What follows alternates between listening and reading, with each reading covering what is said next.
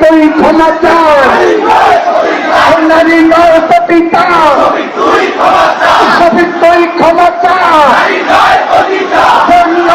আসসালামু আলাইকুম। আজ উত্তাল সারা বাংলাদেশ। জামাতের আমিরের একটা আইডি থেকে লেখা হয়েছে, যেই নারীরা বাহিরে কর্ম করে তারা নাকি বেশ্যা। তারই প্রতিবাদে মাঠে নেমেছে ছাত্র সমাজ এবং বিএনপি। এখন কথা হচ্ছে, তারা যে নারীদের সম্মান করবে না সেটা তো 1971 সাল থেকেই জানা আছে, আর নতুন করে কি জানতে চান?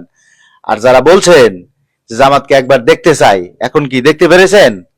ক্ষমতা আসার আগেই তারা শুরু করে দিয়েছে নারীরা বেশ্যা।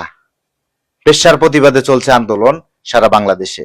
এখন আমরা সাধারণ জনগণ আছি বিপদে। আমরা ভোটটা দেব কোথায়? সেই দর্শককারীদের ভোট দেব নাকি